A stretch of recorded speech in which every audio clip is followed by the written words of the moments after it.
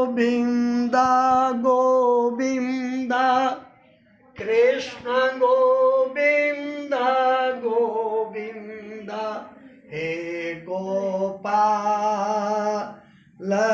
राधे कृष्ण गोविंद गोविंद कृष्ण गोविंद गोविंद कृष्ण गोविंद गोविंद कृष्ण गोविंद गोविंद कृष्ण गोविंद गोविंद हे गोपाल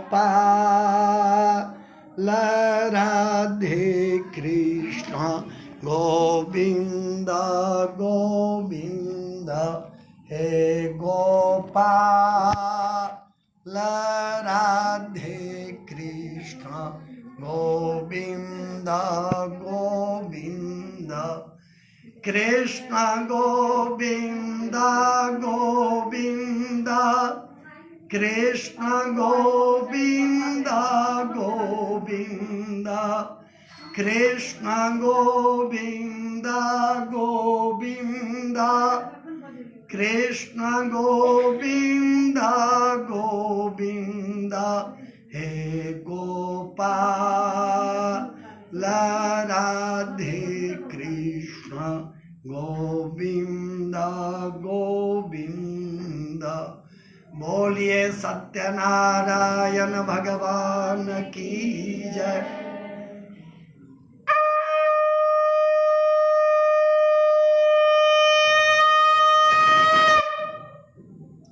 हे गोपाल राधे कृष्ण गोविंद गोविंद हे गोपाल राधे कृष्ण गोविंद गोविंद। बोलिए सत्यनारायण भगवान की जय। ओम नारायणं नमस्कृत्य नरं चैव नरोत्तमं देवीं सरस्वतीं व्यासं ततो जयमुदीरयेत्। एकदा मुनयः सर्वे सर्वलोकहिते रता सुरं मेने मिसारम्ये गोष्ठी चक्रुर्मनोरमाम्।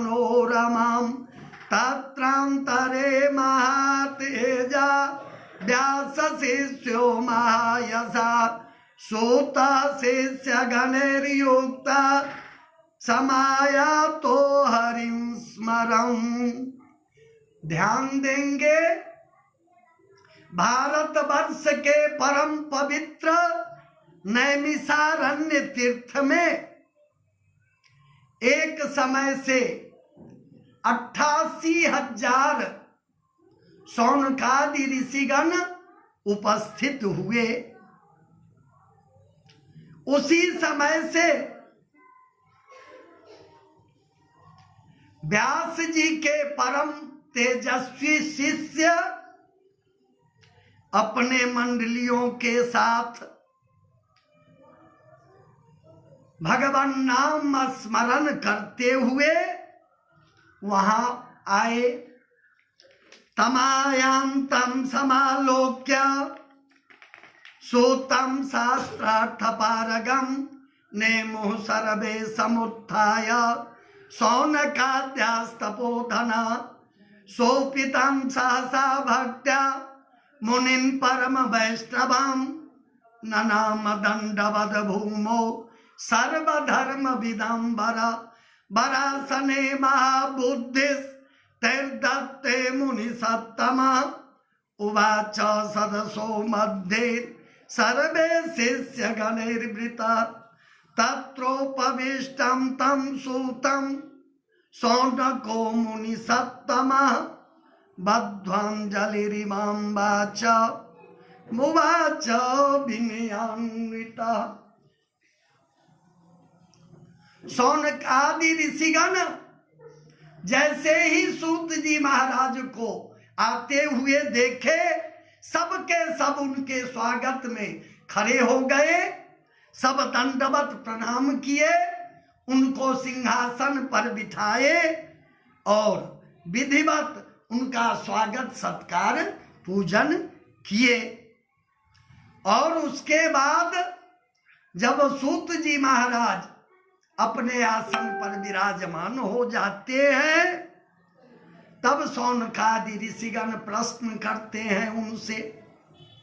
शौनक उवाच महर्षे सूत सर्वज्ञ कलिकाले समागते केनोपायेन भगवं हरिर्भक्तिर्भवेन्द्रिणाम। हे प्रभु, एक कलिकाल आ गया है। ध्यान देंगे शब्दों के ऊपर, बात समझ में आएगी।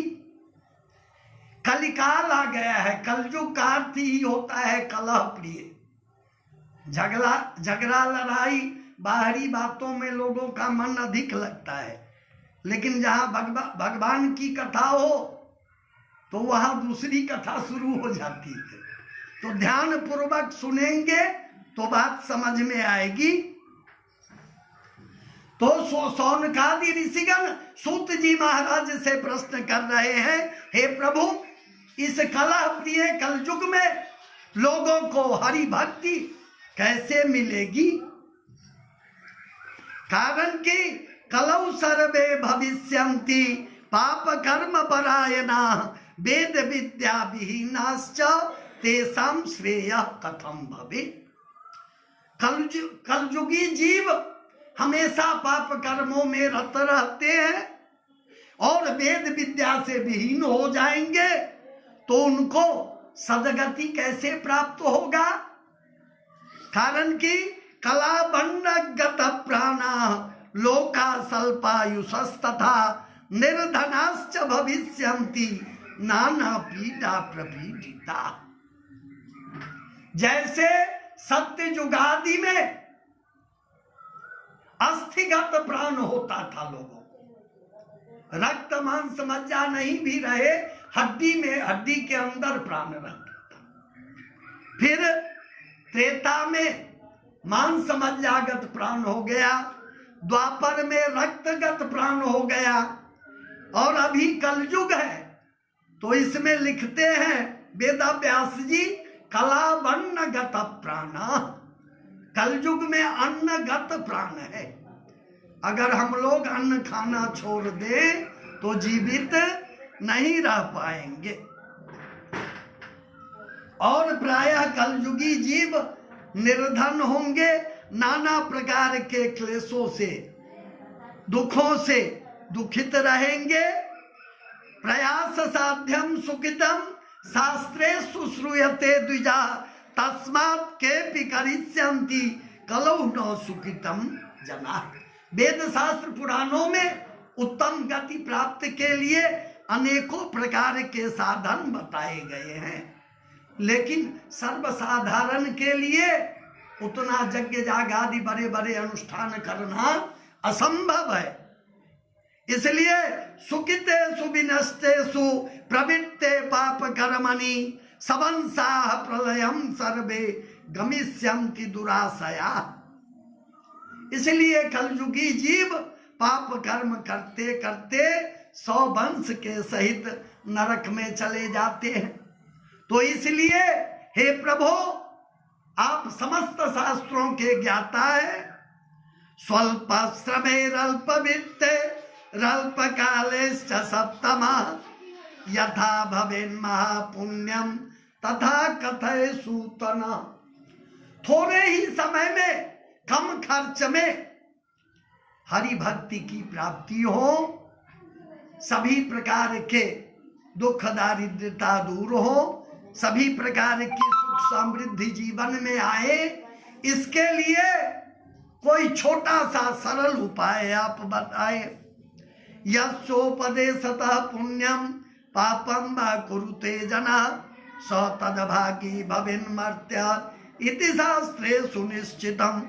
पुण्योपदेशी सदया केतवैश्च विवर्जिता पापायन विरोधी च चत्वारः केशवोपमा ज्ञानम संप्राप्य संसारे जा परेभ्यो न यक्षति ज्ञान रूपी हरिस्तस्मै प्रसन्न इव नेक्षते ज्ञान रत्नेश रत्नेश पर संतोष कृन्नर स गेय सुमते नूनम नर रूप धरो हरि व्रतेन तपसा किंबा प्राप्यते वांछितं फलम तत्सर्वं श्रोतुमिच्छामि कथयस्व महामते त्वमेव मुनिस्वार्दूल वेद वेदांग पारग त्वद्वितेन हि भक्तान्यो यतस्त्वं व्यासशासिता। कारण कि ज्ञान रहने के बाद भी जो दूसरों को उपदेश नहीं करते हैं तो भगवान उन पर प्रसन्न नहीं होते। इसलिए आप समस्त शास्त्रों के ज्ञाता हैं, आप बताए जो कौन सा ऐसा व्रत है, पूजन है, जिसको करने से मनुष्यों को सभी प्रकार के क्लेशों से छुटकारा मिल जाएगी और सभी प्रकार के सुख समृद्धि जीवन में आ जाएंगे। सूत उवाच, इस पर सूत जी महाराज क्या बोल रहे हैं, ध्यान देंगे तो बात समझ में आएगी। धन्योसि त्वं मुनि श्रेष्ठ त्वमेव वैष्णवाग्रणी यतः समस्त भूतानां हितं वाञ्छसि सर्वदा शृणु शौनक वक्ष्यामि यत्त्वया श्रोतुमिष्यते नारदेनैव मुक्तः सन् भगवान् कमलापति सुरर्षये यथेवा तच्छृणुध्वं समाहिता। इसलिए हे प्रभु आप ऐसी कृपा कीजिए जो थोड़े ही समय में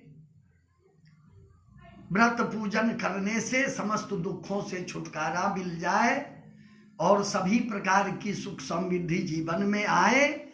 इस पर सूत जी महाराज बड़े प्रसन्न हुए और बोले, शौनकादि ऋषिगणों, आपने समस्त लोगों की कामना से बहुत अच्छी बातें पूछी है। मैं अपने तरफ से कुछ नहीं बता रहा हूं। यही बात एक समय से देवर्षि नारद जी भगवान नारायण से पूछे थे और उन्होंने जो कुछ बताए वही मैं आप लोगों को बता रहा हूं। जय जय श्री स्कंद पुराणे रेवाखंडे सत्यनारायण व्रत कथायां प्रथमोत्सव। बोलिए सत्यनारायण भगवान की जय।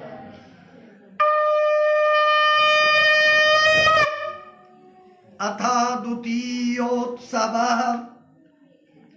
एकदा नारदो जोगी परानुग्रह कांक्षया परजतन विविधान लोकान् मर्त्यलोकमुपागतः तत्र दृष्ट्वा जनाः सर्वे नाना दुःख समन्विताः नाना जोनि समुत्पन्नाः क्लिश्यन्ते पापकर्मभिः केनोपायेन चेतेषां दुःखनाशो भवेत् ध्रुवम् इति संचिन्त्य मनसा विष्णुलोकं गतस्तदा तत्र नारायणं देवं शुक्लवर्णं चतुर्भुजं शङ्खचक्र गदा पद्म वनमाला विभूषितं दृष्ट्वा तं देवदेवेशं स्तोतुं समुपचक्रमे।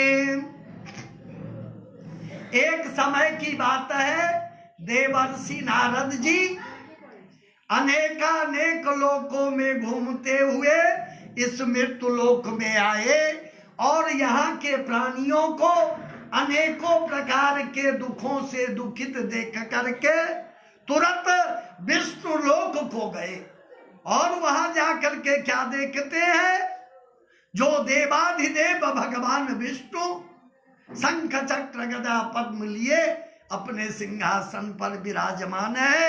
देवर्षि नारद जी साष्टांग दंडवत करके स्तुति करने लग जाते हैं।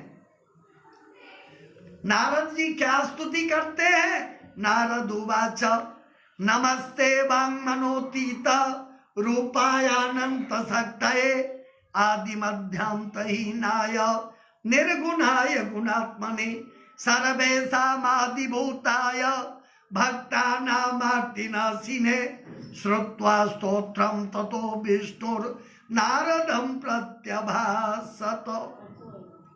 हे प्रभु, मन वाणी के द्वारा कोई आपका पार नहीं पा सकता। आप आदि मध्य से हीन निर्गुण निराकार सभी प्राणियों के हृदय के मन की बातों को जानने वाले हैं। श्री भगवान उवाच, भगवान नारायण इस प्रकार की स्तुति सुन करके बोलते हैं। क्या बोलते हैं भगवान? किमर्थमागतोऽसि त्वं किं ते मनसि वर्तते कथयस्व महाभाग तत्सर्वं कथयामि ते। हे देवर्षि, आपका शुभागमन कैसे हुआ, कृपया बताएं। नारद उवाच, इस पर देवर्षि नारद जी भगवान नारायण से बोल रहे हैं। मृत्युलोके जना सर्वे नाना क्लेश समन्विता नाना योनि समुत्पन्ना पच्यन्ते पाप कर्म भी तत्कथम समयेन्नाथ लघुपायेन तद्वद श्रोतुमिच्छामि तत्सर्वं कृपास्ति यदि ते मयि। प्रभो, मैं अनेक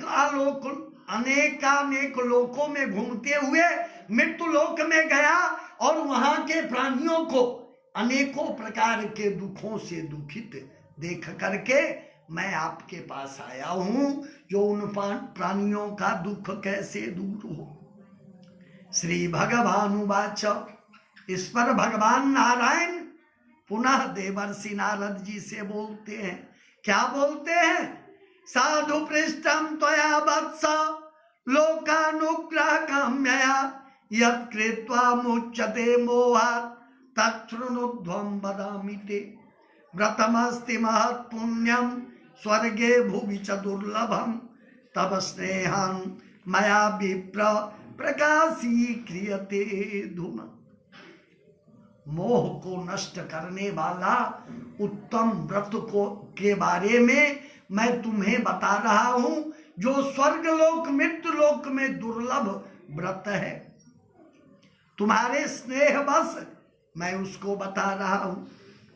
सत्यनारायणस्येदं व्रतं सम्यक् विधानता कृत्वा सद्यः सुखं भुक्त्वा परत्र मोक्षमालभे। तच्छ्रुत्वा भगवद्वाक्यं नारद मुनिरब्रवीत्। भगवान नारायण बोले, जो सत्यनारायण भगवान का व्रत एवं पूजन कथा श्रवण जो कोई भी भक्ति भाव से करता है, उनको समस्त दुखों से छुटकारा मिल जाती है। नारद उवाच, इस पर पुनः देवर्षि नारद जी पूछते हैं, जो प्रभु आपने व्रत के बारे में तो बताया, लेकिन उसका क्या फल है, क्या विधान है? किम फलम किम विधानम च कृतं केन व्रतोत्तमं तत्सर्वं विस्तरात् ब्रूहि कदा कार्यं हि तद्व्रतम्। इस व्रत का क्या फल है, क्या विधान है, कब करना चाहिए, सो भी बताएं। श्री भगवान उवाच, इस पर भगवान नारायण पुनः देवर्षि नारद जी से बोलते हैं। दुख शोकादि शमनम धन धान्य प्रवर्धनम सौभाग्य संततिकरम सर्वत्र विजय प्रदम। सत्यनारायण व्रत कथा दुख शोक को दूर करने वाला, धन धान्य को बढ़ाने वाला सौभाग्य और संतान को देने वाला तथा सभी जगहों पर विजय प्रदान करने वाला व्रत पूजन है। यस्मिन् कस्मिन् दिने मर्त्यो भक्ति श्रद्धा समन्विता सत्यनारायणं देवं यजे तुष्टो निशा मुखे ब्राह्मणैर्बान्धवश्चैव सहितो धर्म तत्पर नैवेद्यं भक्तितो दद्यात् सपादं भक्ष्यमुत्तमं रम्भाफलं घृतं क्षीरं गोधूमस्य चूर्णकम् अभावे शालिचूर्णं वा शर्करा च गुडं तथा सपादं सर्वभक्ष्याणि एकीकृत्य निवेदयेत् विप्राय दक्षिणं दद्यात् कथां श्रुत्वा जनैः सह। जिस किसी दिन भी मन में भक्ति और श्रद्धा हो अपने बंधु बांधवों के सहित सभी प्रकार की पूजन सामग्रियों को एकत्रित करके भक्ति भाव से भगवान नारायण की पूजन करें, कथा श्रवण करें, ब्राह्मणों को दक्षिणा दे, सबको प्रसाद दे और स्वयं भी प्रसाद खाएं। ततश्च बंधुभिः सार्धं विप्रेभ्यः प्रतिपादयन् प्रसादं भक्षयेद् भक्त्या नृत्यगीतादिकं चरेत् ततस्तु स्वगृहं गच्छेत् सत्यनारायणं स्मरन्। और प्रसाद खा करके सभी लोग हरि स्मरण करते हुए अपने अपने घर को जाएं। एवं कृते मनुष्याणां वाञ्छा सिद्धिर्भवेत् ध्रुवं विशेषतः कलियुगे नान्योपायोऽस्ति भूतले कथां सम्यक् प्रवक्ष्यामि कृतं येन पुरा द्विजा कश्चित् काशीपुरीवासी विप्रयासीच्च निर्धन क्षुधा तृष्णाकुलो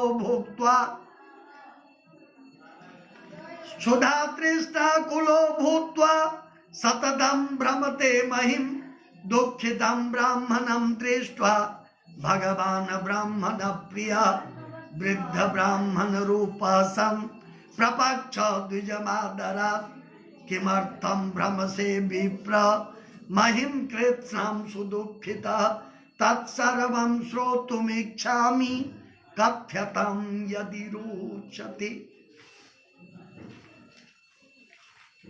इसके विषय में बता रहे हैं जो सुंदर काशीपुरी नगरी में एक अत्यंत निर्धन ब्राह्मण रहते थे और प्रतिदिन भूख प्यास से व्याकुल होकर के भिक्षाटन के लिए निकलते। भगवान नारायण को उस ब्राह्मण को देख करके मन में दया आ गई। वैसे भी नारायण ब्राह्मणों से बहुत प्रेम करते हैं, इसीलिए कहा गया नमो ब्रह्मण्य देवाय। संपूर्ण संसार वाले नारायण को अपने देव मानते हैं, लेकिन वो नारायण ब्राह्मण को अपने देव के रूप में स्वीकार किए हैं। तो भगवान नारायण उस दरिद्र ब्राह्मण के पास आ जाते हैं और उनसे पूछते हैं जो प्रतिदिन आप दुखी मन से पृथ्वी पर क्यों भ्रमण करते हैं। तो ब्राह्मण क्या बोलते हैं, विप्र उवाच ब्राह्मणोति दरिद्रोऽहं भिक्षार्थं भ्रमसे महिम् उपायं यदि जानासि कृपया कथय प्रभो। और निर्धन ब्राह्मण बोलते हैं प्रभो मैं अत्यंत निर्धन ब्राह्मण हूं, भिक्षाटन के लिए प्रतिदिन निकलता हूं, इससे छुटकारा पाने का उपाय अगर आप कुछ जानते हो तो कृपया बताएं। वृद्ध ब्राह्मण उवाच बूढ़े ब्राह्मण के रूप में जो साक्षात नारायण थे वो बोल रहे हैं। क्या बोल रहे हैं? सत्यनारायणो विष्णुर वांछितार्थ फलप्रद तस्य त्वं द्विज शार्दूल कुरुस्व व्रतमुत्तमम् यत्कृत्वा सर्व दुःखेभ्यो मुक्तो भवति मानव विधानश्च व्रतस्यास्य विप्राय भाष्य संगतम् सत्यनारायणो देवस् तत्रैवान्तर्धीयत। भगवान नारायण जो वृद्ध ब्राह्मण के रूप में थे, उस निर्धन ब्राह्मण से बोलते हैं, जो हे ब्राह्मण देवता, साक्षात विष्णु स्वरूप सत्यनारायण भगवान की पूजा विधि पूर्वक बंधु बांधवों के साथ करे, व्रत करे, कथा श्रवण करे, जिससे आपको समस्त दुखों से छुटकारा मिल जाएगी। और व्रत के विषय में विधान भी बता करके, और वो तो ब्राह्मण, बूढ़े ब्राह्मण के रूप में साक्षात नारायण थे, वहीं अंतर ध्यान हो गए। इति ततः प्रातः करिष्यामि व्रतं मनसि चिंतितम् इति संचिन्त्य विप्रोसो रात्रौ निद्रां न चालभ। उस दरिद्र ब्राह्मण को, बूढ़े ब्राह्मण की बात को मन में चिंतन करते हुए पूरी रात उनको नींद भी नहीं आई, और प्रतिज्ञा किया, जो कल भिक्षाटन में जो कुछ मिलेगा उसी से मैं भगवान नारायण की पूजा करूंगा। ततः प्रातः समुत्थाय सत्यनारायण व्रतम करिष्येऽहं च संकल्प्य भिक्षार्थमगमद्विज तस्मिन्नेव दिने विप्र प्रचुरं द्रव्यमाप्तमं तेनैव बन्धुभिः सार्धं सत्यस्य व्रतमाचरेत् सर्वदुःख विनिर्मुक्तः सर्वसम्पत् समन्वितः बभूव स द्विज श्रेष्ठो व्रतस्यास्य प्रभावतः।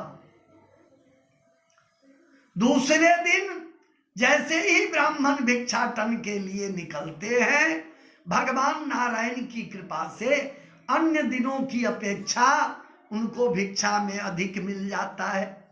उससे बड़े प्रसन्न मन से बंधु बांधवों के साथ सत्यनारायण भगवान की पूजा करके कथा श्रवण करते हैं, जिससे उनको समस्त दुखों से छुटकारा मिल जाती है। इतना ही नहीं, ब्राह्मणों में उनको श्रेष्ठ ब्राह्मणों में उनकी गिनती होने लग जाती है, और वो ब्राह्मण देवता भी ततः प्रभृति कालंच मासी मासी व्रतम कृतम, उसी रोज से सुख समृद्धि से संपन्न होने के बाद और निर्धन ब्राह्मण प्रत्येक महीने संक्रांति या पूर्णमासी को भगवान नारायण की पूजन एवं कथा श्रवण करने लग गए।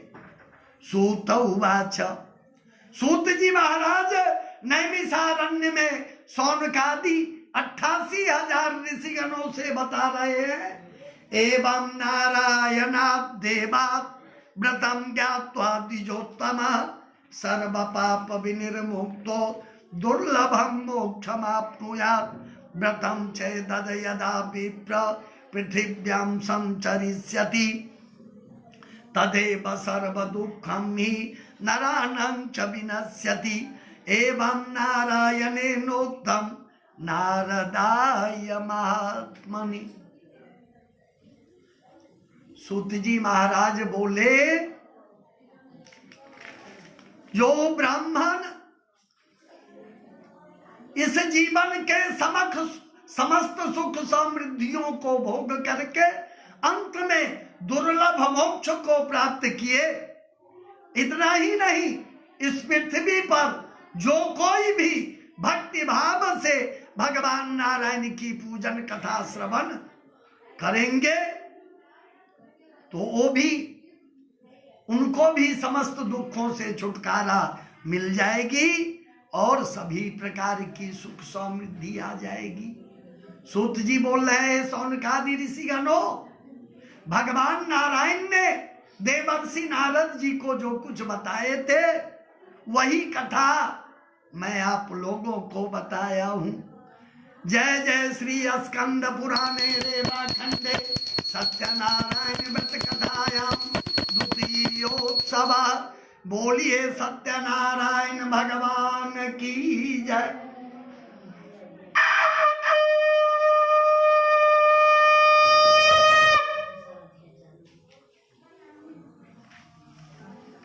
अथ तृतीयोत्सव मयापि कथितं विप्र किमन्यत कथयामि ते। सूत जी महाराज ध्यान देंगे, शब्दों के ऊपर बात समझ में आएगी। बात घर में भी जाके कर सकते हैं आप लोग। कथा में बैठे हैं तो सिर्फ कथा ही श्रवण कीजिए। सूत जी महाराज सौनकादि ऋषिगणों से बोल रहे हैं, जो इस प्रकार भगवान नारायण के मुख से जो कथा देवर्षि नारद को कही गई वही मैंने आप लोगों को बताया। और आप लोग क्या सुनना चाहते हैं? तो सौनक उवाच, सौनकादि ऋषिगण पुनः प्रश्न करते हैं। तस्माद् विप्रवटं केन पृथिव्यां चरितं मुने तत्सर्वं श्रोतुमिच्छामि श्रद्धास्माकं प्रजायते। हे प्रभु, उस ब्राह्मण के बाद और किसने उस व्रत को किया? सूत उवाच, इस पर सूत जी महाराज पुनः बोल रहे हैं, शृणुध्वं मुनयः सर्वे तस्मादेन कृतं भुवि एकदा स द्विजवरो यथा विभव विस्तरै बन्धुभिः स्वजनैः सार्धं व्रतं कर्तुं समुद्यता। एतस्मिन्नन्तरे काले काष्ठकेतुः समागतः बहिः काष्ठं च संस्थाप्य विप्रस्य मन्दिरं जजौ। तृष्णाया पीडितात्मा च स विप्रं दृष्ट्वा तथा विधं प्रणिपत्य द्विजं प्राह, किमिदं क्रियते त्वया कृते किं फलमाप्नोति विस्तराद वद मे प्रभो। विप्र उवाच, सत्यनारायणस्येदं व्रतं सर्वेप्सितप्रदं दुःखशोकादिशमनं सर्वत्र विजयप्रदं धनधान्यसन्ततिकरं सर्वेषामीप्सितप्रदं यस्य प्रसादं मे सर्वे धनधान्यादिकं महत्। ततस्तु तद्व्रतं ज्ञात्वा काष्ठकर्तापि हर्षितः पपौ जलं प्रसादं च भोक्त्वा तं नगरं जजौ। एक दिन की बात है, वही ब्राह्मण भक्ति भाव से बंधु बांधवों के साथ भगवान नारायण सत्यनारायण की पूजन कथा श्रवण कर रहे थे। उसी समय से एक लकड़ी बेचने वाला लकड़हारा आया। लकड़ी की गठरी ब्राह्मण के दरवाजे पर रख करके आकर के भगवान नारायण को, ब्राह्मण देवता को प्रणाम करके पूछता है, जो आप भक्ति भाव से ये क्या कर रहे हैं, इसको करने से क्या फल मिलता है? इस पर ब्राह्मण देवता बताए, जो मैं सत्यनारायण भगवान की पूजा उन्हीं का व्रत कथा श्रवण कर रहा हूं, और मेरे यहाँ जो कुछ देख रहे हो सुख समृद्धि सब इन्हीं की कृपा से मुझे प्राप्त हुई है। लकड़हारा भी कथा श्रवण करके प्रसाद खा करके अपने घर को जाता है, और वो भी प्रतिज्ञा करता है, जो कल लकड़ी बेचने से जो कुछ मिलेगा उसी से मैं भगवान नारायण की पूजा एवं कथा श्रवण करूंगा। सत्यनारायणं देवं चिन्तय स्थिरमानसा काष्ठं विक्रीय नगरे प्राप्यते चाद्य यद्धनम् तेनैव सत्यदेवस्य व्रतं सम्यक् करोम्यहम् इति संचिन्त्य मनसा काष्ठं कृत्वा तु मस्तके जगाम नगरे रम्ये धनीनां यत्र संस्थिता तद्दिने काष्ठमूल्यं च द्विगुणं प्राप्तवान् असौ तथा प्रसन्न हृदया सुपक्व कदली फलं शर्करा घृत दुग्धं च गोधूमस्य चूर्णकं प्रत्येकं तु सपादं च गृहीत्वा स्वगृहं जजौ ततो बन्धुं समाहूय चकार विधिव्रतं तद्व्रतस्य प्रभावेन धनपुत्रान्वितो भवत् इह लोके सुखं भुक्त्वा चान्ते सत्यपुरं यजौ। और लकड़हारा व्रत की विधि जान करके और दूसरे दिन लकड़ी बेचने के लिए निकलते हैं तो भगवान नारायण की कृपा से अन्य दिनों की अपेक्षा उनको अधिक दाम मिल जाता है लकड़ी का, जिससे बड़े प्रसन्न मन से बंधु बांधवों के साथ भगवान नारायण की पूजन एवं कथा श्रवण करते हैं, जिससे उनको समस्त दुखों से छुटकारा मिल जाती है और सभी प्रकार के सुख समृद्धि धन पुत्र आदि से युक्त हो जाते हैं। सूत जी महाराज बोल रहे हैं, सौनकादि ऋषिगणों, इसके बाद और आप लोग क्या सुनना चाहते हैं? जय जय श्री स्कंद पुराणे रेवा खंडे सत्यनारायण व्रत कथायां तृतीयोत्सव। बोलिए सत्यनारायण भगवान की जय।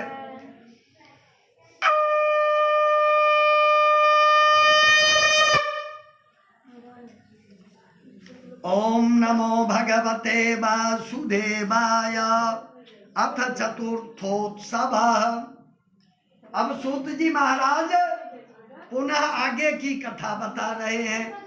आसीदोलुका मुखो नाम नृपतिर्बलिनाम्बर जितेन्द्रिय सत्यवादी जजौ देवालयं प्रति दिने दिने धनं दत्त्वा द्विजं संतोषयन् सुधी भारजातस्य प्रमुग्धा च सरोजवदना सती सत्यव्रतं भद्रशीला सिन्धुतीरे करोन्मुने एतस्मिन्नन्तरे तत्र साधुरेकः समागतः वाणिज्यार्थं बहुधने रत्नाद्ये परिपूरितं नावं संस्थाप्य तत्तीरे जगाम तत्तटं प्रति दृष्ट्वा तत्र व्रतं सम्यक् प्रपच्छ विनयान्विता। साधुरुवाच किमिदं कुरुते किमिदं कुरुषे राजन् भक्तियुक्तेन चेतसा प्रकाशं कुरु तत्सर्वं सोत्तमेक्षामि सम्प्रतम्। ध्यान देंगे, उल्कामुख नाम के जितेंद्रिय सत्यवादी राजा थे। एक दिन अपनी पत्नी के साथ में राजा उल्कामुख भद्रशीला नदी के तट पर पुत्र की कामना से सत्यनारायण भगवान की पूजन एवं कथा श्रवण कर रहे थे। उसी समय से एक साधु नामक व्यवसायी व्यापारी, पहले के जमाना में नाव के द्वारा ही व्यवसाय होता था, एक जगह से दूसरे जगह आने जाने का काम, तो नौका को नदी के तट पर लगा करके और राजा उल्कामुख जहां पूजन कथा श्रवण कर रहे थे वहां आकर के राजा को प्रणाम करके साधु नामक वैश्य पूछते हैं, हे राजन, आप भक्ति भाव से ये क्या कर रहे हैं? तो इस पर उल्कामुख नामक राजा बोले, जो मैं पुत्रादि की कामना से सत्यनारायण भगवान का व्रत पूजन कथा श्रवण कर रहा हूं। इस पर साधु नामक वैश्य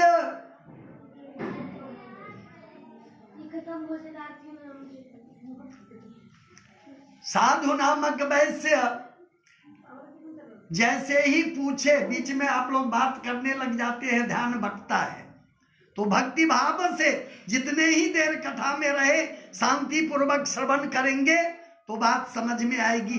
बहुत अच्छी बातें हैं। तो भगवान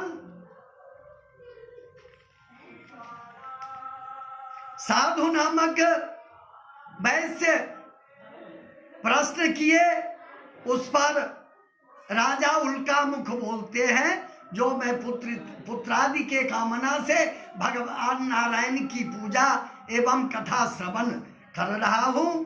इस पर साधु नामक वैश्य क्या बोलते हैं? जो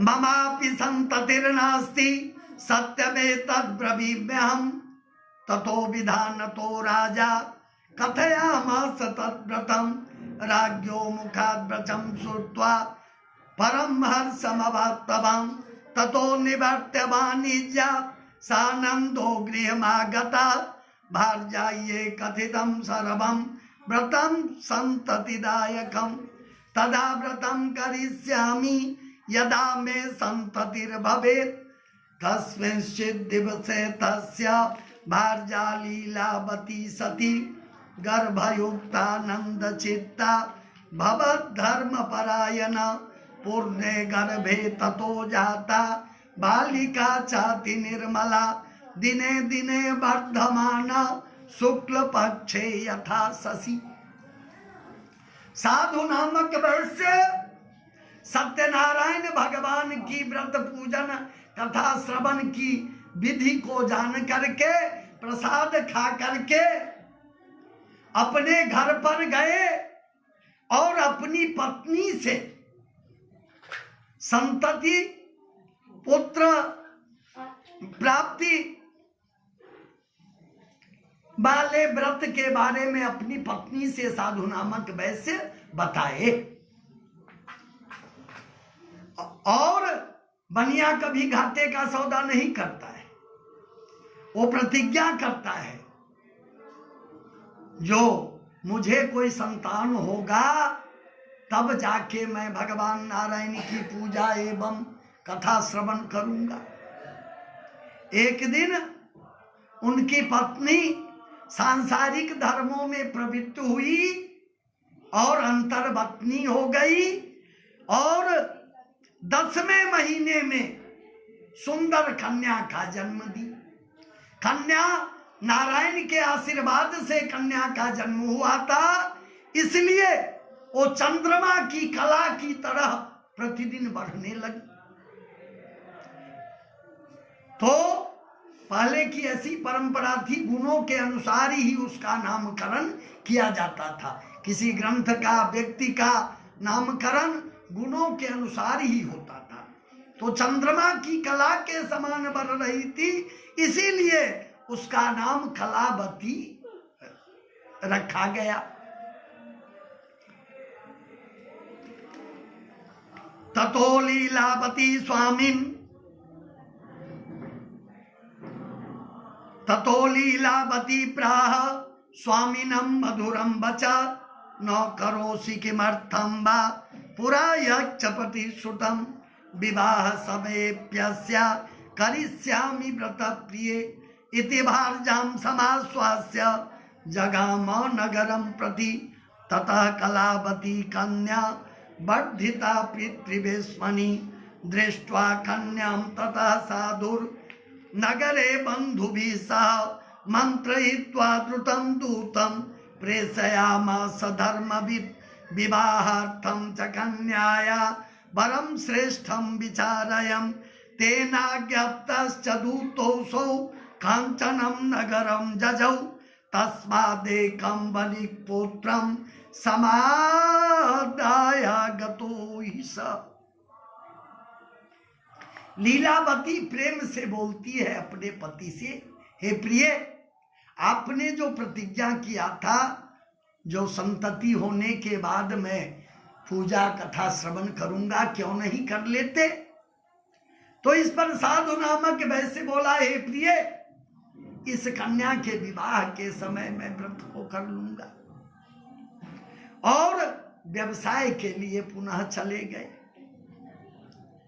कन्या का जन्म भगवान नारायण के आशीर्वाद से हुआ था। कुछ ही दिनों के बाद कन्या बहुत बड़ी हो गई, विवाह के योग्य हो गई। तो अपने सखियों के साथ कन्या को देख करके, विवाह योग्य देख करके, सुंदर कांचनपुरी नामक नगर से गुणवान वनिक पुत्र को ला करके विधि विधान पूर्वक साधु नामक वैसे कन्यादान कर दिया।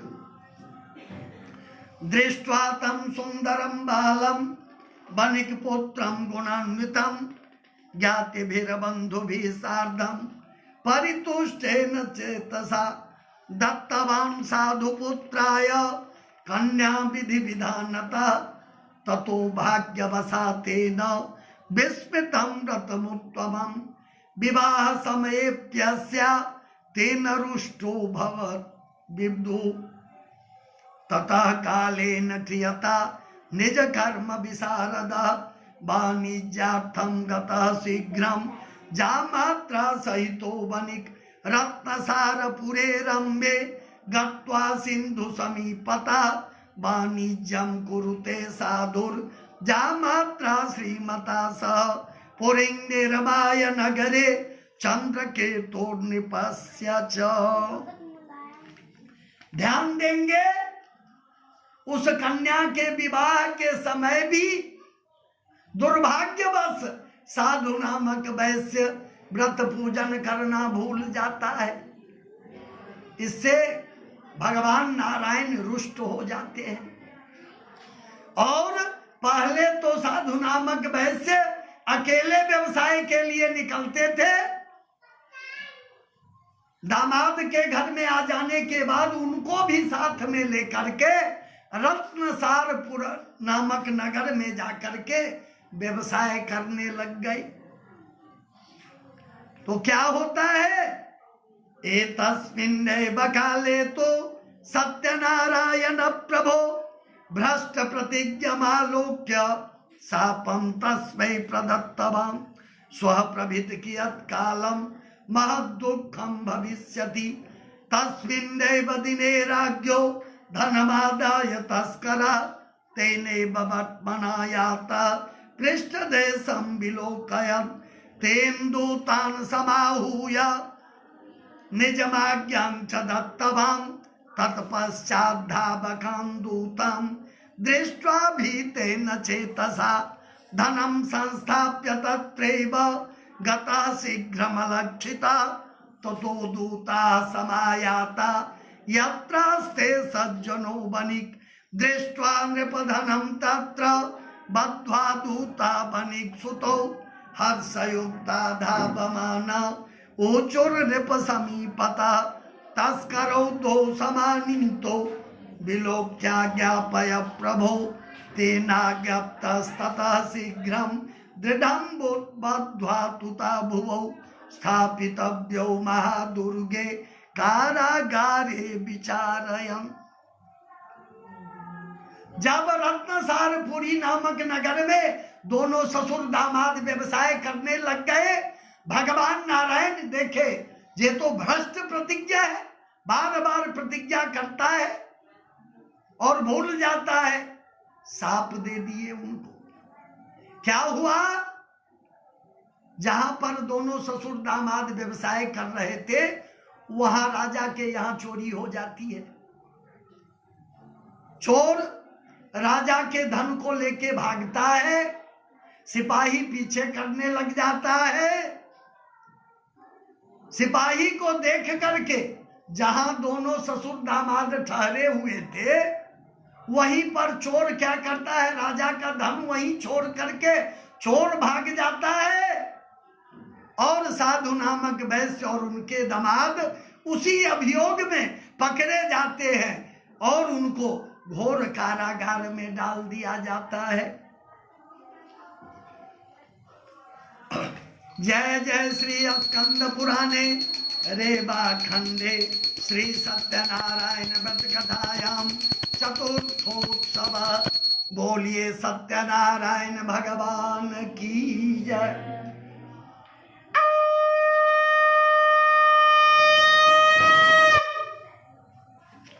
ओम नमो भगवते वासुदेवाय। अथ पंचमोत्सव। मायया सत्यदेवस्य न श्रुतं च तयोर्वचः ततस्तयोर्धनं राज्ञा गृहीत्वं चन्द्रकेतुना तच्छापा च तयोर्गेहे भार्या च दुःखिता भवत् चोरेण अपहृतं सर्वं गृहे यच्च स्थितं धनम् आधिवादि समायुक्ता क्षुत्पिपासाति पीडिता अन्न चिंता परा भूत्वा भ्रमते च गृहे गृहे। दोनों ससुर दामाद को जैसे ही सिपाही पकड़ के ले गए, वो कितना भी गिड़गिड़ाते रहा लेकिन उसकी बात कोई नहीं सुना। घोर कारागार में डाल दिया गया उनको। और यहाँ क्या होता है, घर पर जो कुछ धन था वो चोरी हो जाती है, चोर चुरा के ले जाता है। अब इनकी पत्नी और बेटी आधी व्याधि से युक्त होकर के, आधी बोलते हैं मानसिक जो पीड़ा होती है उसको आधी बोलते हैं, अशारीरिक पीड़ा को व्याधि बोलते हैं। तो आधी व्याधि से युक्त होकर के कलावती प्रतिदिन भिक्षाटन करके लाती है और उसी से दोनों माँ बेटी गुजारा करने लग गई। तथा कलावती कन्या भ्रमते प्रतिभासरम एकस्मिन् दिवसे रात्रौ क्षुधार्ता द्विज मंदिरम गत्वा पश्यत् व्रतं तत्र सत्यनारायणस्य च उपविश्य कथं श्रुत्वा वरं सम्पार्थ्य वंचितं प्रसादं भक्षणं कृत्वा जजौ रात्रौ गृहं प्रति ततो लीलावती कन्यां भक्षयामास तं वृषं पुत्री रात्रौ स्थिता कुत्र किं ते मनसि वर्तते द्विजालये व्रतं मातः दृष्टं वाञ्छित सिद्धिदं तच्छ्रुत्वा कन्यका वाक्यं व्रतं कर्तुं समुद्यता। एक दिन कलावती भिक्षाटन के लिए निकली। जैसे पूजा हो रही है, कथा हो रही है, तो एक ब्राह्मण के घर में वो कथा सुनने लग गई। प्रायः सत्यनारायण कथा संध्या के समय से होती है। कुछ रात बीत गई, कलावती प्रसाद खा करके मां के लिए भी प्रसाद लेकर के गई। लीलावती देखते ही आग बबूला हो जाती है। पुत्री रात्रौ स्थिता कुत्र, हे पुत्री तू इतनी रात तक कहां थी, तेरे मन में क्या है? इस पर कलावती बोलती है, मां मैं ब्राह्मण देवता के घर में सत्यनारायण भगवान की पूजा कथा श्रवण करके प्रसाद खा करके आपके लिए भी प्रसाद लेके आई हूं। इस पर लीलावती को चेतना होती है और वो जिस अवस्था में रहती है उसी अवस्था में भगवान नारायण की पूजा एवं कथा श्रवण करने लग जाती है और बार बार क्षमा प्रार्थना करती है, जो मेरे पति और दामाद के अपराध को क्षमा करे प्रभु। इस पर भगवान नारायण प्रसन्न हो जाते हैं। प्रसादं भक्षणं कृत्वा जजौ रात्रौ गृहं प्रति ततो लीलावती कन्यां भर्त्सयामास तमृतं पुत्रिरात्रौ स्थिता कुत्र किं ते मनसि वर्तते द्विजालये व्रतं मातः दृष्टं वाञ्छितसिद्धिदं तच्छ्रुत्वा कन्यका वाक्यं व्रतं कर्तुं समुद्यता ससुता सवनिभार्या सत्यनारायणस्य च व्रतं हि कुरुते साध्वी बन्धुभिः स्वजनैः सह भर्तृजा मातरो क्षिप्र मागच्छेतं निजाश्रमम् इति देवं वरं याचे सत्यदेवं पुनः पुनः अपराधं च भर्तुं मे जामातु क्षन्तुमर्हसि व्रतेन तेन तुष्टौ सत्यनारायण प्रभो दर्शयामास स्वप्ने चन्द्रकेतो निपोत्तमं बन्धनान् मोचय प्रातर् वनिजो नृपसप्तम देयं धनं च तत्सर्वं विधियोक्तं हितं च यत् नो चेत् त्वं नाशयिष्यामि स्वराज्य धनपुत्रकम् एवमाभास्य राजानं ध्यानगम्यो भवत् प्रभो ततः प्रभात समये राजा च स्वजनैः सह उपविश्य सभा मध्ये प्राह पौरां जनान् प्रति बद्धौ महाजनौ शीघ्रं मोचयध्वं वनिक्सुतौ इति राज्ञौ वचः श्रुत्वा मोचयित्वा महाजनौ समानीय निपस्याग्रे पोचुस्ते विनयान्विता आनीतौ तौ वनिकपुत्रौ मुक्तौ निकटबन्धनात् ततौ महाजनौ नत्वा चन्द्र स्मरन्तौ पूर्ववृत्तान्तं विस्मयात् भयविह्वलौ राजा वनिक्सुतौ वीक्ष्य प्रोवाच सादरं वचः देवात् प्राप्तं महत् दुःखम् इदानीं नास्ति ते भयम् इदानीं कर्तुमुचितं क्षौरकर्मादिकं च यत् ततो नृपाज्ञया सर्वं नित्यकृत्य समाप्य च शुक्लाम्बरधरौ शीघ्रं सभा मध्ये समागतौ ततो नृपवरः श्रीमान् स्वर्णरत्न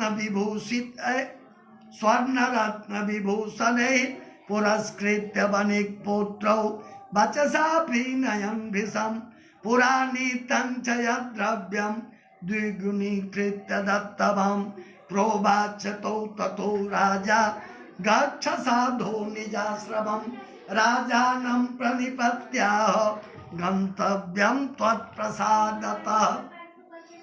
जैसे ही लीलावती कलावती भक्ति भाव से भगवान नारायण की पूजा की, कथा श्रवण की, क्षमा प्रार्थना की, तो भगवान नारायण प्रसन्न हो गए और राजा चंद्रकेतु को स्वप्न दिखाते हैं, हे राजन, आपके कारागार में जो दो बंदी हैं वो चोर नहीं है, व्यवसायी है, धोखे से आपके कारागार में चले गए हैं, उनसे जो धन लिए हैं वो दे करके सम्मान पूर्वक उनको विदा करें, नहीं तो आपके धन राज्य पुत्र सब नष्ट हो जाएंगे।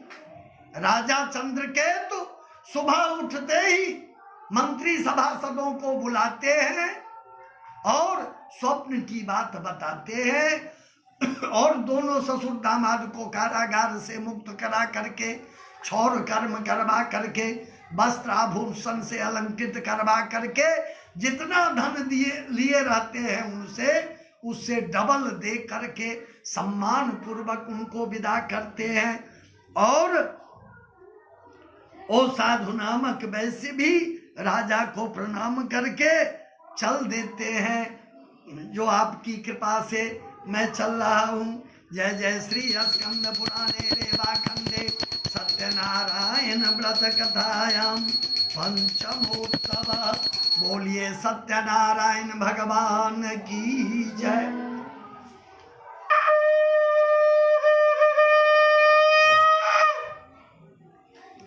ओम नमो भगवते वासुदेवाय।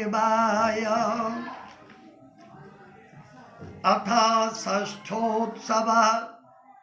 सूत उवाच यात्रा कृत्वा ततः साधुर् मंगलाचार पूर्विकां ब्राह्मणाय धनम दत्त्वा सहर्षं नगरं जजौ कियद्दूरे गते साधौ सत्यनारायण प्रभो जिज्ञासां कृतवान् साधो किमस्ति तरणौ तव ततौ महाजनौ भक्तौ हेलया च प्रहस्य च कथं पृच्छसि भो दण्डिन् मुद्रा देतुं किमिच्छसि लतापत्रादिकं चैव वर्तते तरणौ मम निष्ठुरं च वचः श्रुत्वा सत्यं भवतु त्वद्वचः एवमुक्त्वा गतः शीघ्रं दण्डी तस्य समीपतः गते दण्डिन साधुश्च कृतनित्यक्रियस्तदा उत्थितं तरणीं दृष्ट्वा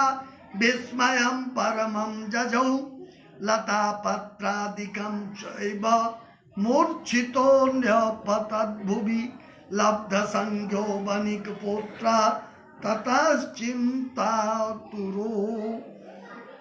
ततश्चिन्तान्वितो भवत् जामातु दुहितो कान्तो वचनं चेदमब्रवीत्। साधु नामक वैश्य मंगलाचरण करके ब्राह्मणों को दान देते हुए वहां से नाव को लेकर के अपने नगर के तरफ चल देते हैं।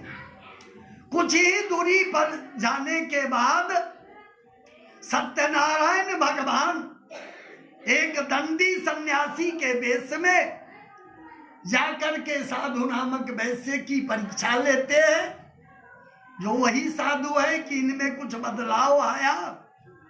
पूछते हैं, जो हे साधु आपके नाव में क्या है? तो इस पर साधु नामक वैश्य बोलते हैं, हे दंडी, क्या आपको कुछ लेने की इच्छा है? मेरे नाव में तो कुछ नहीं है, लता पत्रादि भरे हुए हैं। इस पर वो दंडी सन्यासी स्वयं सत्यनारायण भगवान थे, बोले तुम्हारी वाणी सत्य हो। और भगवान नारायण दंडी रूप में वहां से जाकर के एक वृक्ष के नीचे बैठ गए आसन लगा के। और इधर जब साधु नामक वैश्य देखता है जो नौका ऊंची उठ गई, नौका में लता पत्रादि भरे हुए, तो कहा जाता है जो पुत्र के शोक लोग सहन कर लेते हैं, लेकिन धन का शोक सहन नहीं होता।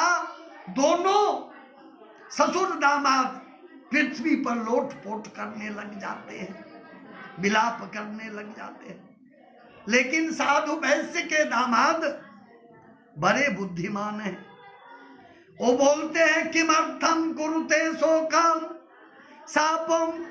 सापो दत्तश्च दंडिना शक्यते तेन सर्वं हि कर्तुं हर्तुं न संशय अतस्तच्छरणं जाहि वाञ्छितार्थो भविष्यति जामातुश्च वचः श्रुत्वा तत्सकाशं गतस्तदा दृष्ट्वा तु दण्डिनं भक्त्या नत्वा प्रोवाच सादरं मया दुरात्मना देव मुग्धेन तव मायया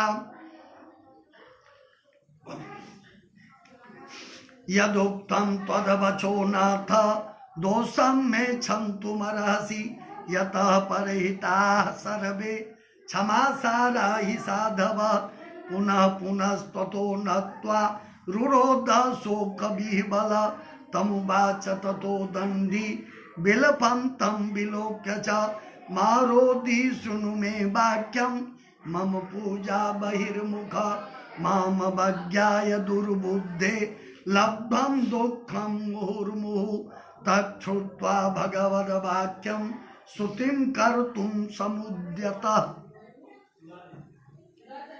उनके दामाद बोले, जो पिताजी आप क्यों विलाप कर रहे हैं? ये दंडी सन्यासी जो आए थे उन्हीं के शाप से सब कुछ हुआ है, उन्हीं के शरण में चलनी चाहिए, वो सब कुछ करने में समर्थ है। और वहां से जाकर के उनके चरणों में लोटपोट करने लग जाते हैं और क्षमा प्रार्थना करने लग जाते हैं।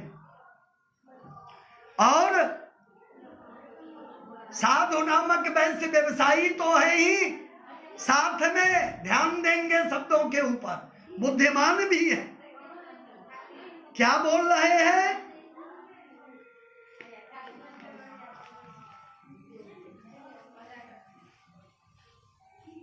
साधु नामक वैश्य क्या प्रार्थना कर रहे हैं भगवान नारायण से? त्वन माया मोहिता सर्वे ब्रह्माद्या स्त्री दिवौकस न जानन्ति गुणम रूपम तवाश्चर्यमिदं प्रभो मूढ़ो हम प्राक् कथम जाने मोहितस्तव मायया प्रसीद पूजयिष्यामि यथा विभव विस्तरे। कृपया शांति बना करके रखेंगे, बस 10-5 मिनट में कथा पूरी हो जाएगी। कृपया शांति बना के रखेंगे। साधु नामक वैश्य बोल रहे हैं, जो प्रभु आपकी माया से ब्रह्मादि देवता भी मोहित हो जाते हैं, मैं मोहित हो गया तो कोई बहुत बड़ी बात नहीं है। आप प्रसन्न होइए, मैं आपकी पूजा विधि विधान पूर्वक करूंगा। पुत्रम वित्तम च समृद्धिम प्राहिमं शरणागतम श्रुत्वा स्तवादिकं वाक्यम परितुष्टो जनार्दन वरं च वंक्षितं दत्त्वा तत्रैवान्तर्धीयत ततौ सो नाभमारुह्य दृष्ट्वा रत्नादिपूरितम्। जैसे ही साधु नामक वैश्य क्षमा प्रार्थना किए, भगवान नारायण आशीर्वाद दे के अंतर ध्यान हो गए और साधु वैश्य का नौका रत्नादि से पूर्ण हो गया। कृपया सत्यदेवस्य सफलम वांछितं मम इत्युक्त्वा स्वजनैः सार्धं पूजां कृत्वा यथा विधि हर्षेण महता साधु प्रयाणां च करोत्तदा नावं संस्थाप्य वेगेन स्वदेशमगमत्तदा ततो जामातरं प्राह प्रास्य वत्सपुरी मम दूतं च प्रेषयामास निजवेत्तस्य रक्षकं ततौ सो नगरं गत्वा साधुर्भार्यं विलोक्य च प्रोवाच वाञ्छितं वाक्यं नत्वा बद्ध्वञ्जलिं सदा तथेतु नगरस्यैव जामात्रा सहितो वणिक् आगतो बन्धुवर्गैश्च धनैर्बहुविधैस्तथा श्रुत्वा दूतस्य तद्वाक्यं महाहर्षयुता सती सत्यपूजां ततः कृत्वा प्रोवाच तनुजां प्रति व्रजामि शीघ्रमागच्छ साधु संदर्शनाय च इति मातृवचः श्रुत्वा व्रतं कृत्वा समाप्य च प्रसादं च परित्यज्य गता सापि पतिं प्रति तेन रुष्टः सत्यदेवो भर्तारं तरणीं तथा संहृत्य च धनैः सार्धं जले तस्मिन्न्यवज्जयेत् ततः कलावती कन्या नावलोक्य निजं पति शोकेन महता तत्र रुदन्ती चापतद्भुवि दृष्ट्वा तथा विधं कन्यां न दृष्ट्वा तत्पतिं तरिं भीते नमः साधु किमाश्चर्यमिदं त्विति चिन्त्यमानश्च ते सर्वे बभूवुस्तरिवाहका ततो लीलावती साध्वी दृष्टा च विह्वला सती विललापाति दुःखेन भर्तारं चेदमब्रवीत् इदानीं नौकया सार्ध मदृश्यो भूतलक्षित न जाने केन देवेन हेलया चापि हारित सत्यदेवस्य माहात्म्यं किं वा ज्ञातुं न शक्यते इत्युक्त्वा विललापाथ तत्प्रत्यय स्वजनैः सह ततो लीलावती कन्यां कोडे कृत्वा रुरोध च ततः कलावती कन्या नष्टे स्वामिन् दुःखिता गृहीत्वा पादुकं नस्य अनुगन्तुं मनोदधे। साधु नामक वैश्य जैसे ही अपने नगर के नजदीक आए तो दूत को भेजते हैं जो जाकर के घर पर खबर कर दो जो सेठ जी नगर के नजदीक आ गए हैं।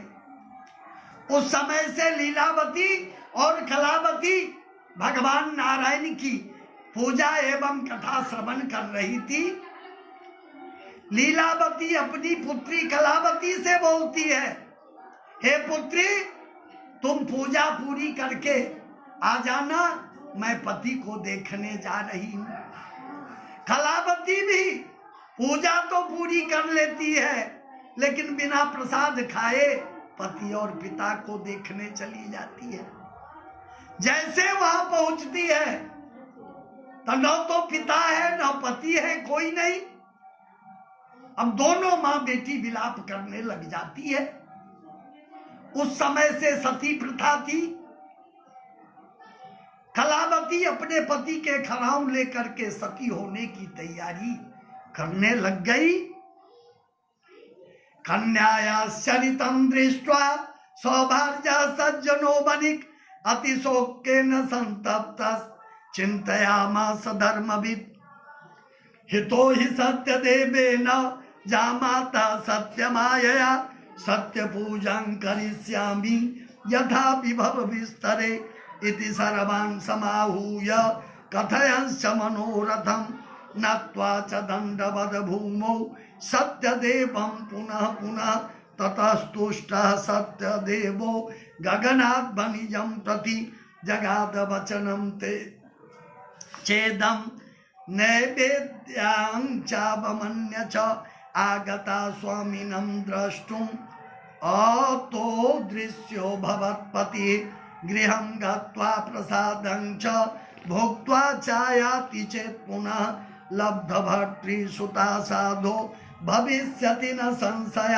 ततस्तत्प्राणदं वाक्यं श्रुत्वा गगनमण्डले क्षिप्रं तदा गृहं गत्वा प्रसादं प्रतिगृह्य च अपश्यत पुनरागत्य पतिं नाभिजनैः सह तथा कलावती तुष्टा जगाद पितरं प्रति एहि तात गृहं यामो विलम्बं कुरुषे कथं तच्छ्रुत्वा कन्यका वाक्यं सन्तुष्टो भूद्वनिक्सुतः पूजनं सत्यदेवस्य कृत्वा बहुविधानतः धनैर्बन्धुजनैः सार्धं जगाम निज मंदिरं मासी मासी च संक्रांत्यां पूजां कृत्वा यथा विधि इह लोके सुखं भोक्त्वा चान्ते सत्यपुरं जजौ अथ चान्यत् प्रवक्ष्यामि शृणोध्वं मुनि सप्तमा।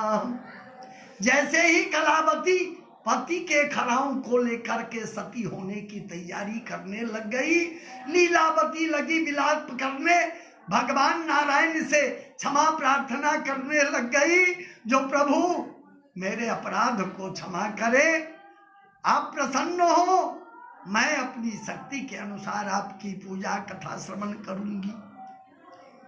भगवान नारायण प्रसन्न हो जाते हैं और आकाशवाणी के द्वारा सुनाते हैं, हे लीलावती तुम्हारी कन्या कलावती पूजा पूरी करके बिना प्रसाद खाए आ गई है। अगर ये घर जा करके प्रसाद खा करके आ जाएगी तो तुम्हारे पति और दामाद सबके सब मिल जाएंगे। आकाशवाणी के बात सुनते ही कलावती दौड़ती हुई जाती है, घर पर प्रसाद खा करके जैसे ही आती है पिता और पति सबके सब मिल जाते हैं और बड़ी भक्ति भाव से भगवान नारायण की पूजा कथा श्रवण करके अपने घर को जाते हैं और इस लोक के समस्त सुखों को भोग कर अंत में सत्य लोक को जाते हैं। जय जय श्री स्कंद पुराणे रेवाखंडे सत्यनारायण व्रत कथायां षष्ठोत्सव। बोलिए सत्यनारायण भगवान की जय।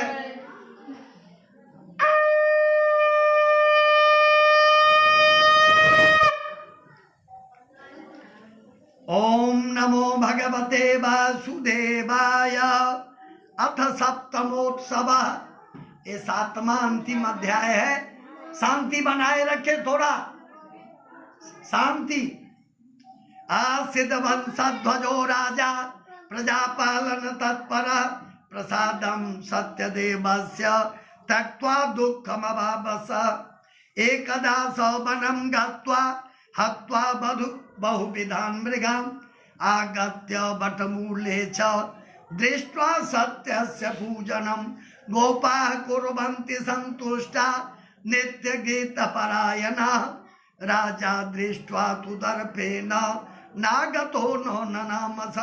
ततो गोपगणाः सर्वे प्रसादं नृपसन्निधौ संस्थाप्य पुनरागत्य भुक्त्वा सर्वेप्सितप्रदं तत्प्रसादं प्रणिपत्य राजा दुःखमवाप्तवान्।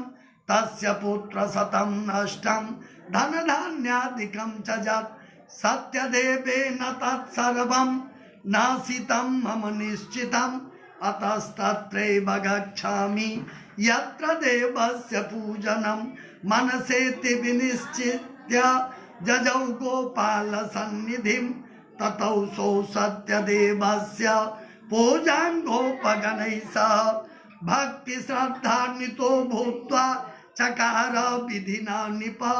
तद्व्रतस्य प्रभावेन धनपुत्रान्वितो भवत्। इहलोके सुखं भोक्त्वा पश्चात् सत्यपुरं जजौ। ध्यान देंगे, एक वंशध्वज नाम के राजा थे। अपने प्रजा को पुत्रों के समान पालन करते थे। एक दिन शिकार के लिए निकले जंगल में। थक जाने के बाद एक वट वृक्ष की छाया में आकर के बैठ जाते हैं।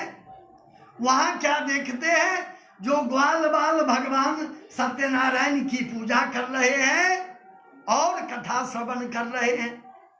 राजा अभिमान बस न तो वहां जाते हैं, यहां तक कि भगवान नारायण को नमस्कार तक भी नहीं करते। लेकिन ग्वाल बाल देखते हैं जो मेरे राजा साहब आए हैं, पूजा पूरी करके सबसे पहले प्रसाद लेकर के राजा के पास आते हैं।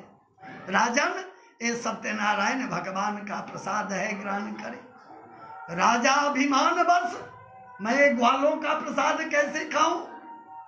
अपने राजधानी को चले जाते हैं। जैसे ही पहुंचते हैं तो देखते हैं जितने धन पुत्रादि राज्य सब नष्ट भ्रष्ट पड़े हुए हैं।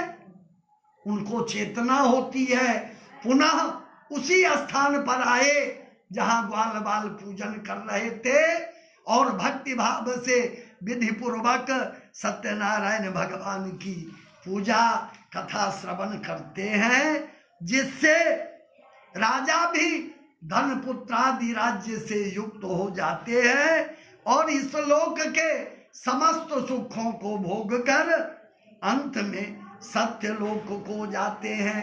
जय जय श्री स्कंद पुराणे रेवा खंडे सत्यनारायण व्रत कथायाम सप्तमोत्सव। बोलिए श्री सत्यनारायण भगवान की जय।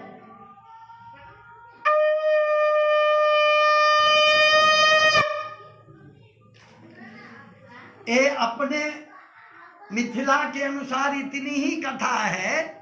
गीता प्रेस गोरखपुर से जो प्रकाशित है उसमें आया है जो दरिद्र निर्धन ब्राह्मण थे वही दूसरे जन्म में सुदामा नामक ब्राह्मण होते हैं और भगवान श्री कृष्ण की सन्निधि को प्राप्त करके गोलोक को जाते हैं और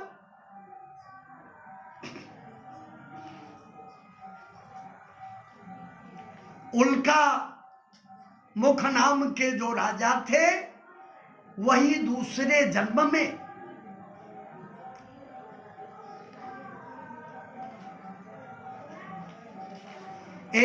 राजा मोरध्वज होते हैं और देवताओं के द्वारा वो परीक्षा लेने पर अपने पुत्र को आरे से चीर करके वो परीक्षा में सफल होते हैं। और दुर्लभ उल्का मुख नामक राजा दशरथ होते हैं, राम लक्ष्मण भरत शत्रुघ्न को पुत्र रूप में प्राप्त करते हैं।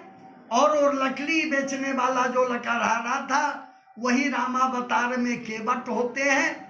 भगवान राम की सन्निधि प्राप्त करके दुर्लभ मोक्ष को प्राप्त करते हैं। और ये जो वंशध्वज नाम के राजा थे वही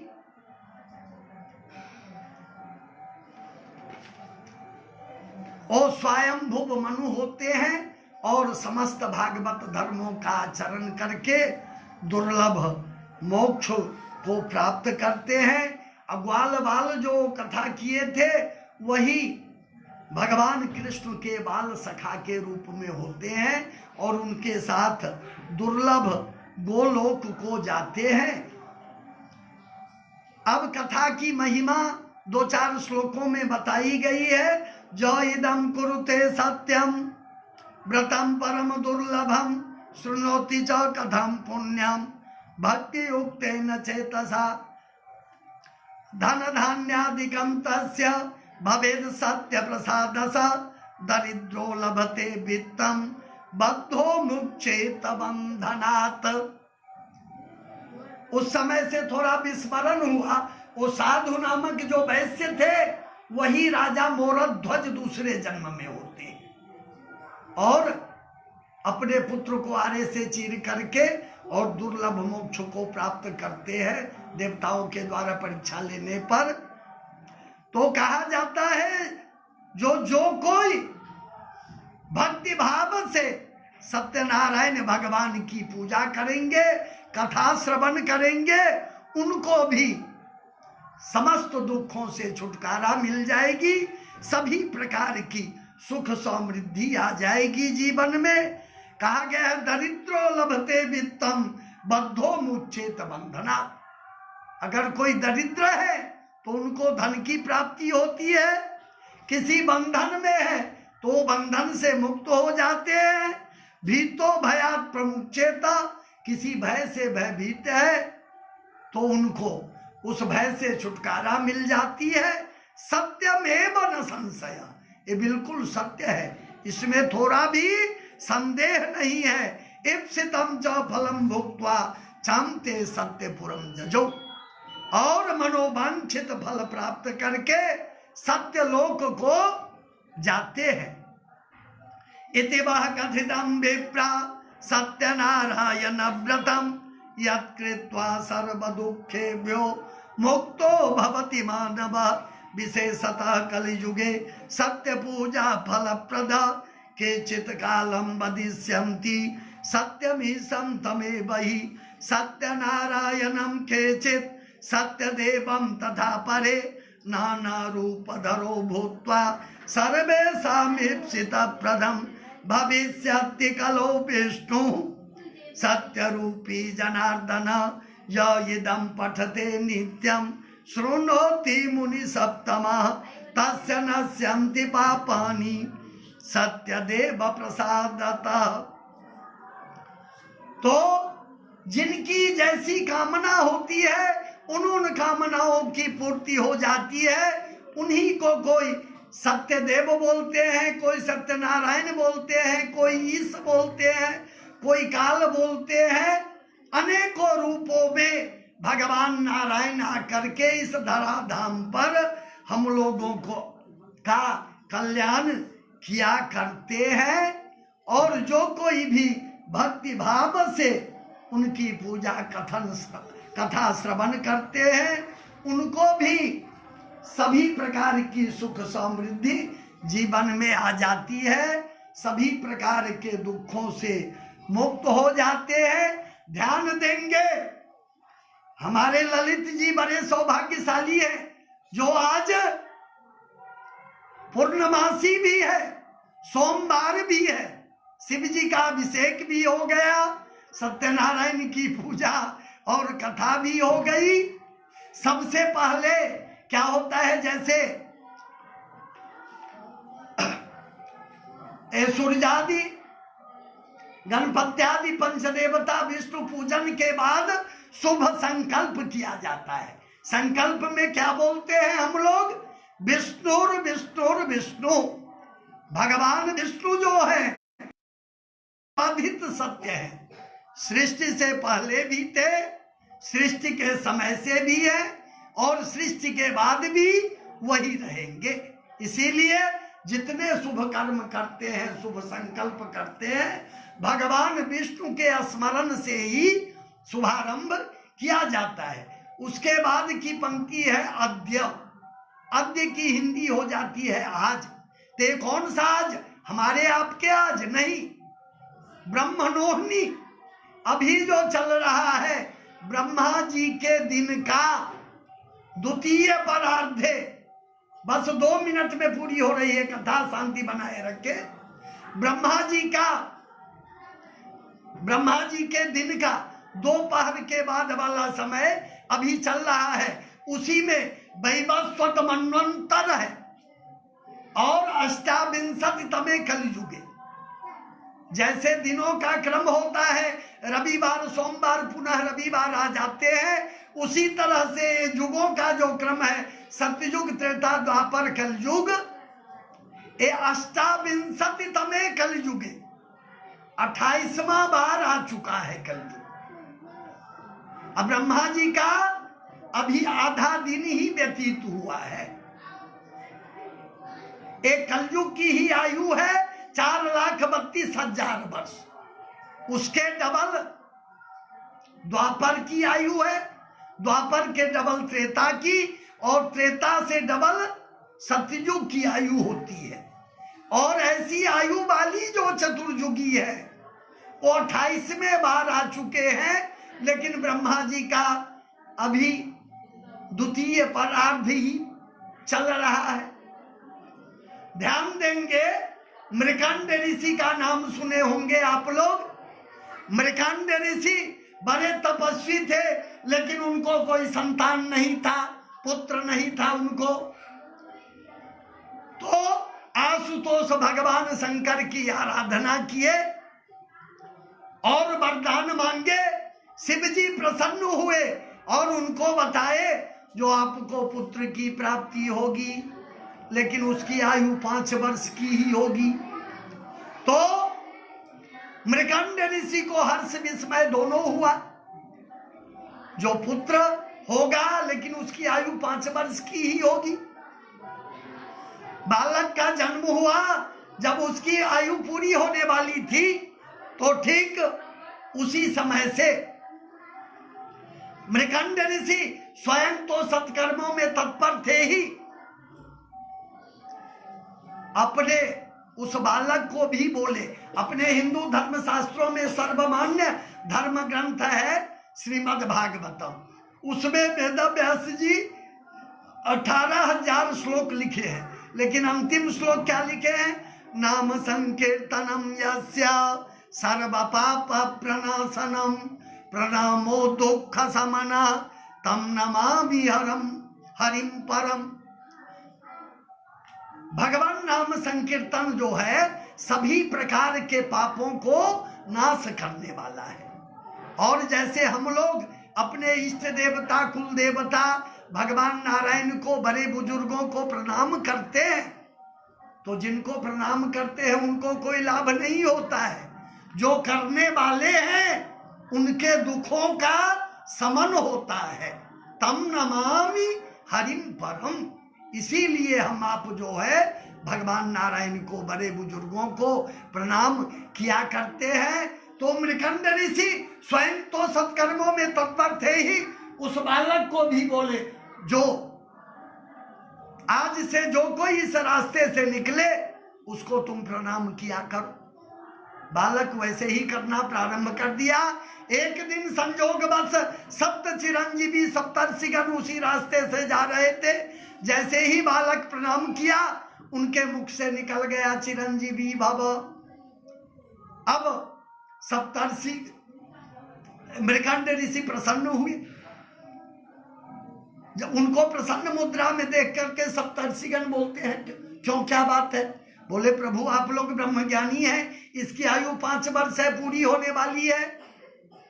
अब सप्तर्षिगण घबराए, जो हमारी वाणी व्यर्थ हो जाए तो ये उचित नहीं है। तो सृष्टिकर्ता ब्रह्मा जी हैं, उन्हीं के शरण में चलनी चाहिए। तो मृकंड ऋषि उस बालक को लेकर के सप्तर्षिगण ब्रह्मा जी के पास पहुंचे। वहां भी बालक को आगे करके प्रणाम करवाया गया। जैसे ही बालक प्रणाम करता है, ब्रह्मा जी भी बोल दिए चिरंजीवी भव। अब सप्तर्षिगण आश्वस्त हुए, जो ब्रह्मा जी हमसे ऊपर वाले अधिकारी हैं, इनकी वाणी असत्य होगी तो मैं तो इनके अंदर के अधिकारी हूं। ब्रह्मा जी बोले क्यों, क्या बात? बोले प्रभु ये आप ही के सृष्टि के अंतर्गत इस बालक का जन्म हुआ है और इसकी आयु 5 वर्ष है, पूरी होने वाली है। अब ब्रह्मा जी भी घबराए, कारण कि ब्रह्मा जी भगवान नारायण की आज्ञा से सृष्टि की रचना तो करते हैं, लेकिन उसमें अपने मन से उलटफेर नहीं कर सकते। तो विधि के विधान में भी उलटफेर करने वाले कोई देव है क्या? तो आप लोग पढ़ते होंगे, गोस्वामी जी रामचरितमानस में लिखे हैं, भाभी हूं बेटी सकही त्रिपुरारी। एक शिव जी ही ऐसे हैं जो विधि के विधान को भी पलट सकते हैं। तो ब्रह्मा जी भी साथ हो गए और सबके सब आशुतोष भगवान शंकर के पास पहुंचे और वहां भी बालक को आगे करके प्रणाम करवाया गया। तो शिव जी भी बोल दिए चिरंजीवी भव। अब ब्रह्मा जी आश्वस्त हुए, जो मेरे भार भोले बाबा ले लिए। सबको प्रसन्न मुद्रा में देख करके शिव जी पूछते हैं क्यों, क्या बात? बोले प्रभु ये आप ही के आशीर्वाद से इस बालक का जन्म हुआ है, इसकी आयु 5 वर्ष है, पूरी होने वाली है। तो ब्रह्मा शिव जी बोले जब मेरे आशीर्वाद से हुआ है तो आप लोग निश्चित होकर के अपने अपने घर को जाए, बालक को मेरे पास रहने दिया जाए। मृकंड ऋषि भी सोचे वैसे तो बच्चा बचेगा नहीं, शिव जी के पास रहे। सबके सब अपने अपने घर वापस आ जाते हैं और शिव जी उस बालक को निर्देश करते हैं। बेल के पत्ते जो है बिल्लु पत्र, बोले जो शिवलिंग के ऊपर ओम नमः शिवाय, ओम नमः शिवाय, ओम नमः शिवाय इस प्रकार बोल के चढ़ाया करो। वो बालक वैसे ही करना प्रारंभ किया। जैसे ही 5 वर्ष की इस लोक की जो गणना है उसके अनुसार जैसे ही 5 वर्ष का समय पूरा हुआ, जम के दूत अपने पास बंधन लेकर के वहां पहुंच गए। क्या होता है, किसी प्राणी को लेने के लिए जो जमदूत जमराज आते हैं तो घर परिवार वाले उनको नहीं देख पाते हैं, लेकिन जिनको लेने के लिए आते हैं वो देखते हैं। तो छोटा सा बच्चा 5 वर्ष का, माता पिता कोई नहीं, वो डर के मारे, किसी किसी तस्वीर में आप लोग देखते होंगे छोटा सा बच्चा है और शिवलिंग से ऐसे लिपटा हुआ है। तो शिवलिंग से ही वो डर के मारे लिपट गया बच्चा कि साक्षात शिव जी त्रिशूल लेके प्रकट हो गए। अब जमदूत जमराज जितने थे हाथ जोड़ के खड़े हुए, जो प्रभु ये संहार विभाग तो आप ही का है, इसकी आयु पूरी हुई है तो हम लोग आए हैं, हमारी क्या गलती है बताएं। इस पर शिव जी बोलते हैं ये बताओ किसके आशीर्वाद से इसका जन्म हुआ? तो बोले प्रभु ये तो आप ही के आशीर्वाद से हुआ है। तो बोले किसके हिसाब से बीतना चाहिए? तो बोले जब आपके आशीर्वाद से हुआ है तो आप ही के हिसाब से बीतना चाहिए। तो शिव जी बोल रहे हैं सुनो, ब्रह्मा जी के एक दिन में बीतत कल्प अनेक। जब ब्रह्मा जी का एक दिन व्यतीत होता है तो अनेकों कल्प बीत जाते हैं, और 10 ब्रह्मा बीते बने तो शंकर का दिन एक। ब्रह्मा एक पोस्ट है, जैसे राष्ट्रपति इससे पहले प्रणब मुखर्जी थे, अभी कोविद है, उसी तरह से ब्रह्मा 10 ब्रह्मा का कार्यकाल पूरा हो जाता है तो शिव जी का एक दिन होता है। तो बोले ऐसे दिन को मास करो, मास को करो वर्ष, और ऐसे 5 वर्ष तक बालक जिए सहर्ष। इस प्रकार का जो दिन है उसको महीना बनाओ, महीने को वर्ष बनाओ, और ऐसे 5 वर्ष तक बालक खुशी पूर्वक जिए। अब जमदूत जमराज जो थे हाथ जोड़ के खड़े हुए, प्रभु जब आपके एक दिन में 10 ब्रह्मा का कार्यकाल पूरा हो जाता है तो हम लोग तो करोड़ों की संख्या में बदलेंगे। इसी घटनाक्रम से सप्त चिरंजीवी तो पहले से ही थे। कौन कौन? अश्वत्थामा बलिर्व्यासो हनुमांश्च विभीषण कृपा परशुरामश्च सप्ते ते चिरजीविना। अश्वत्थामा राजा बलि, वेदव्यास जी, परशुराम जी, कृपाचार्य जी, हनुमान जी और विभीषण जी, 7 चिरंजीवी पहले से ही थे। इसी घटनाक्रम से मार्कंडेयो तथाष्टम, मृकंड के पुत्र जो मार्कंडेय, जिनकी आयु 5 वर्ष की थी, शिव जी के आशीर्वाद से 8वें चिरंजीवी में उनकी गिनती होती है। कहा जाता है जो सृष्टि के लय होने पर भी उनका विनाश नहीं होता, इतनी लंबी आयु हो गई। अधिक समय नहीं लूंगा, अब भगवान नाम स्मरण करके हवन करके आरती करेंगे। हे गोपाल राधे कृष्ण गोविंद गोविंद, कृष्ण गोविंद गोविंद, कृष्ण गोविंद गोविंद, कृष्ण गोविंद गोविंद, कृष्ण गोविंद गोविंद। हे गोपाल राधे कृष्ण गोविंद गोविंद। बोलिए सत्यनारायण भगवान की जय।